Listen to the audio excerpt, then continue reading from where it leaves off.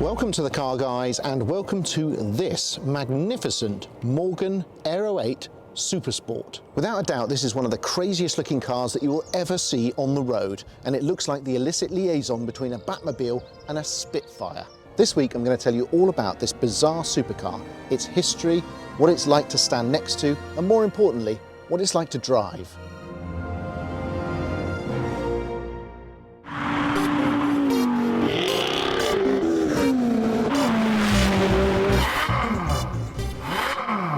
So here it is, folks. This is the Morgan Aero 8 SuperSport. SuperSport meaning it's a Series 4 car and it's a Targa top. This was Morgan's first supercar and its chassis was made of aluminium. It was also launched to celebrate the 100th year of production of Morgan cars. You've probably heard of Morgan and you most likely think they're an eccentric English car maker that generally makes their cars out of wood. This is a company based in the Malvern Hills in Worcestershire that makes vintage sports cars and has done for over 100 years. They're known for the Morgan Plus 4, the Plus 6, and of course, the three-wheeler.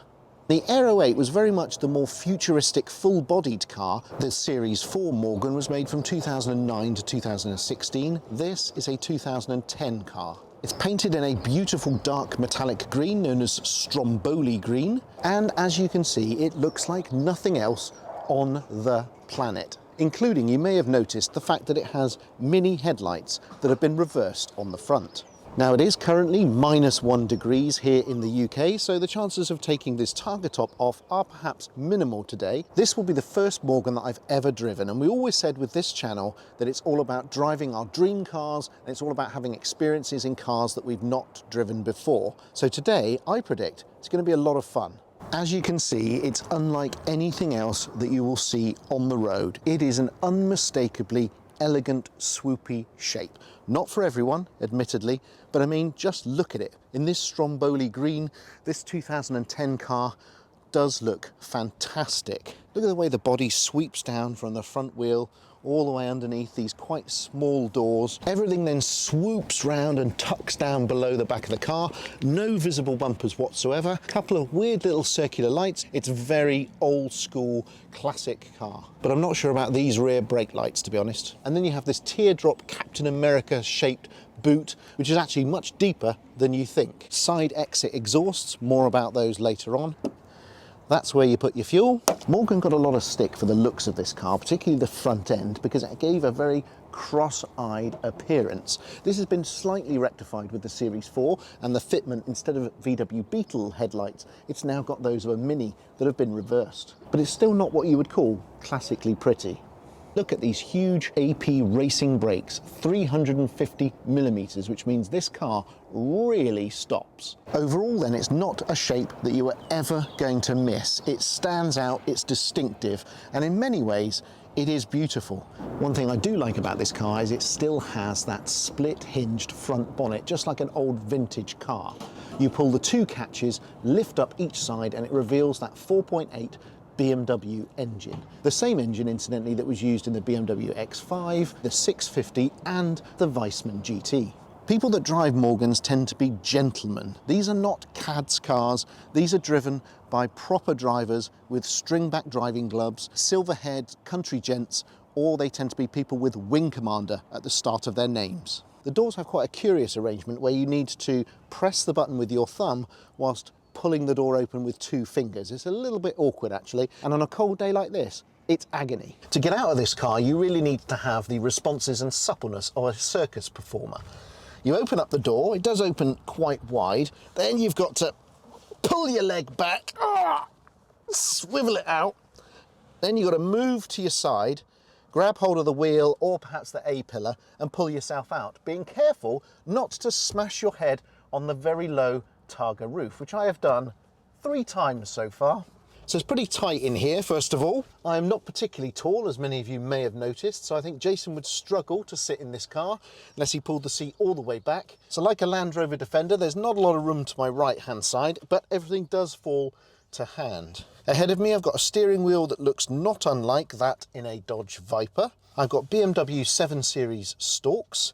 I have quite a nice carbon dashboard, which was an option. I've got a proper handbrake, and in this car I do have the automatic transmission, which was an option from the Series 4 onwards. It's a 6-speed Getrag unit, so it's pretty good. It gives you the ability to do sequential changes as well as leaving it in full auto, but I have to say I'm a bit disappointed that it's not the manual.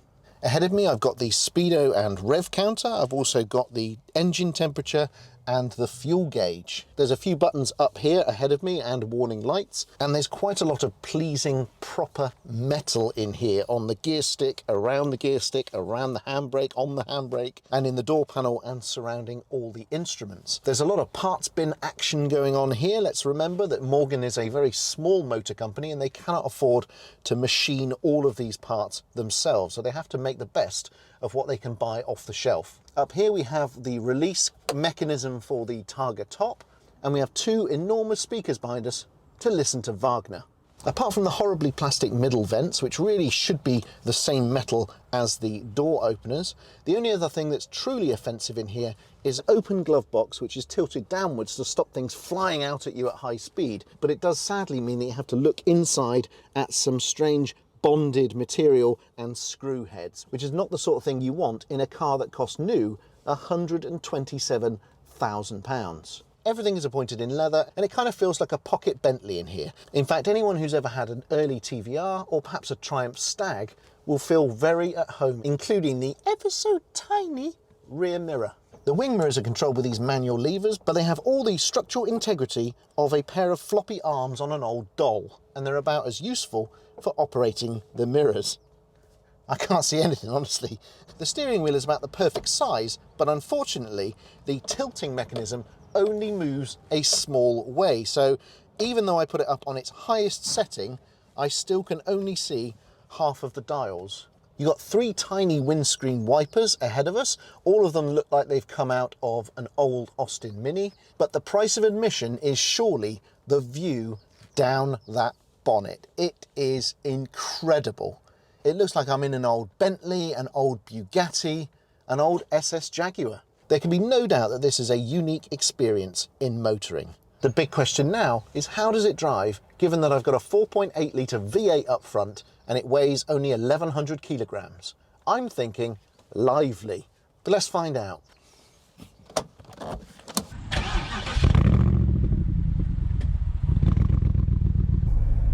Here we go then. My first ever drive in a Morgan, any Morgan, and it just so happens to be the Aero 8 SuperSport. 362 brake horsepower, 370 foot-pounds of torque, and 0 to 60 in 4.5 seconds.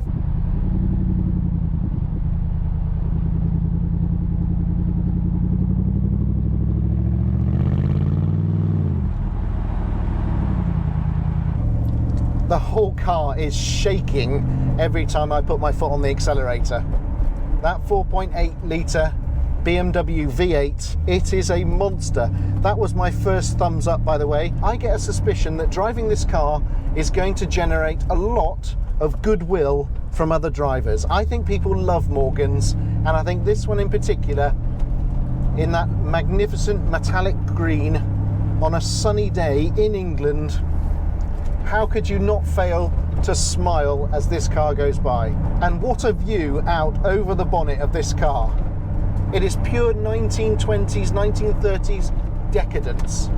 It feels like the bonnet is about 12 feet long. This is a majestic vehicle. This, my friends, is a good day. It's made all the better, of course, by the fact that car friend Tom is up ahead in a 911 Sport Classic. So I've got something beautiful to look at, and I've got something beautiful to drive. Oh, the brakes are good, excellent. Those AP racing brakes, I can verify, are exceptionally good.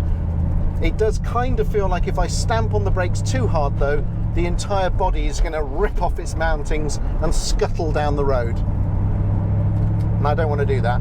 Even my pandemic hair, which, let's face it, is starting to get out of control, doesn't bother me.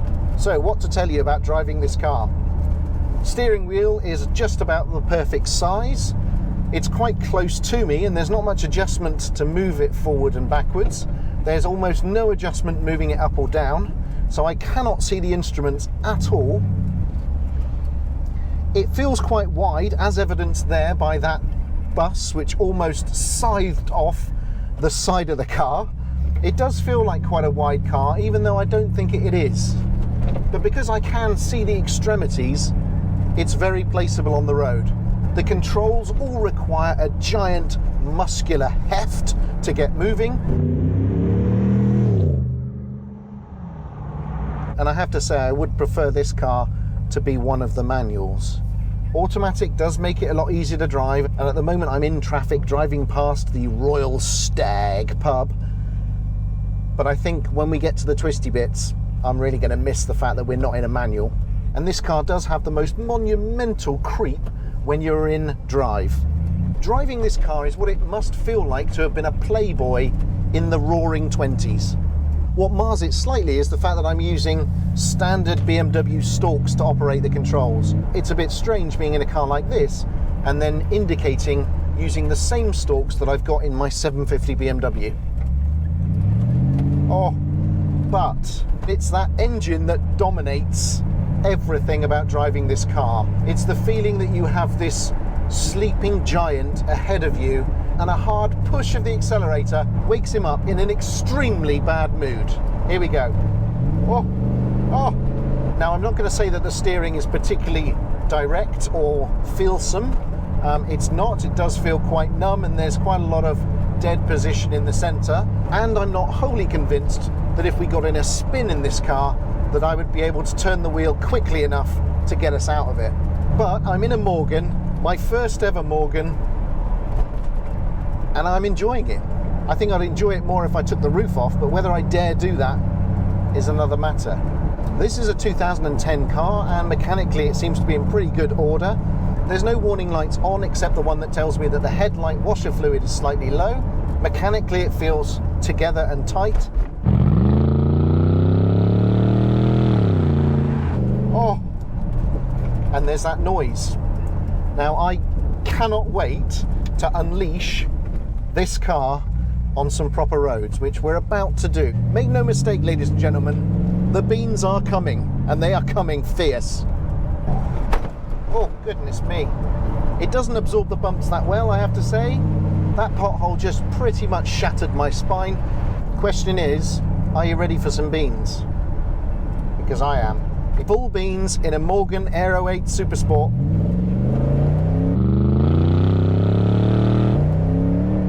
Oh!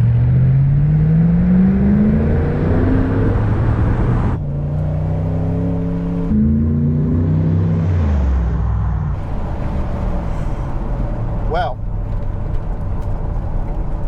let me try and explain what just happened there. There was a huge helping of quite brutal V8 power that the rear tyres struggled to contain, so there was a little bit of weaving. The Aero 8 did, I have to say, wander quite a bit around the road, which to me and made it feel a little bit like a boat, which is obviously ironic given the fact that it's got wood in its construction. Full beans in this is the excuse to get that glorious V8 roar coming out of those side pipes right here, right down by my right arm, blaring out of the trumpets like some tribal horde. You can definitely see the appeal driving this car.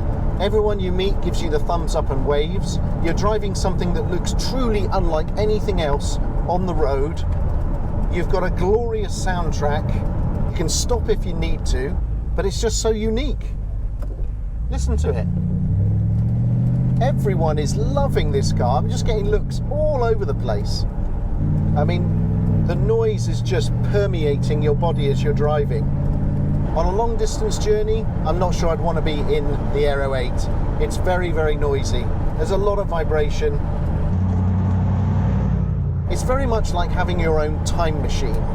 All you've got to do is go to the garage, turn it on, take it out, and you're instantly transported back to a kinder civilized age.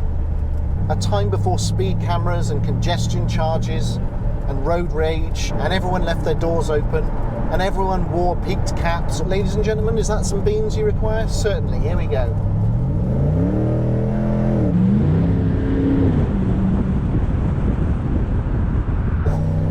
My God.